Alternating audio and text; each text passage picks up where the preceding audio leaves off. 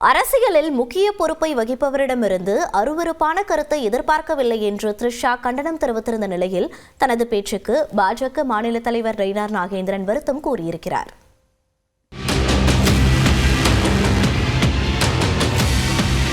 முதல்ல வீட்டிலிருந்து வெளியே வரணும். த்ரிஷாவிட்டிருந்து முதல்ல வெளியே வந்தால் தான் முதல்ல எல்லாமே நடக்க முடியும். இது தவறி வந்த ஒரு வார்த்தை.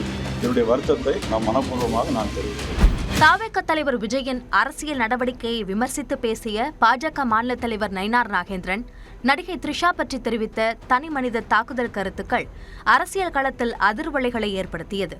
நயினாரின் பேச்சுக்கு பல்வேறு அரசியல் கட்சி தலைவர்கள் கண்டனம் தெரிவித்த நிலையில் பாஜக தேசிய மகளிர் அணி தலைவி வானதி சீனிவாசனும் வருத்தம் தெரிவித்தார். த்ரிஷா பற்றி பேசியது தொடர்பாக மதுரையில் நயினார் நாகேந்திரன் விளக்கம் அளித்தார்.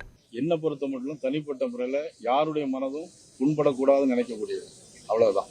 இந்த நிலையில் தனக்கு தொடர்பில்லாத விஷயங்களில் தன்னை இழுக்க வேண்டாம் என்று நடிகை த்ரிஷா கண்டனம் தெரிவித்துள்ளார். இன்ஸ்டாவில் அவர் வெளியிட்டுள்ள அறிக்கையில் அரசியலில் முக்கிய பொறுப்பை வகிக்கும் ஒருவரிடமிருந்து இத்தகைய பொருத்தமற்ற அருவருப்பான கருத்தை எதிர்பார்க்கவில்லை என்று தெரிவித்துள்ளார்.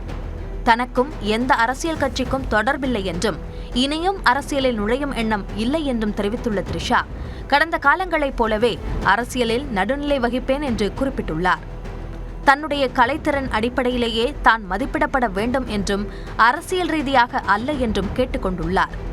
பொதுவெளியில் தனிநபர் வாழ்க்கை பற்றி பேசக்கூடாது எனும் நியதியை பெரிய பொறுப்புகளில் உள்ளவர்கள் பொறுப்புணர்வுடனும் சமநிலையுடனும் கடைபிடிக்க வேண்டும் என்றும் கூறியுள்ளார். த்ரிஷாவுக்கு தொடர்பில்லாத விவகாரங்களில் அவர் பெயரை தொடர்புபடுத்தக்கூடாது என்று அவரது வழக்கறிஞர் தெரிவித்துள்ளார். த்ரிஷாவின் அறிக்கையை தொடர்ந்து நயினார் நாகேந்திரன் வருத்தம் தெரிவித்தார். அன்றைக்கு இது தவறி வந்த ஒரு வார்த்தை.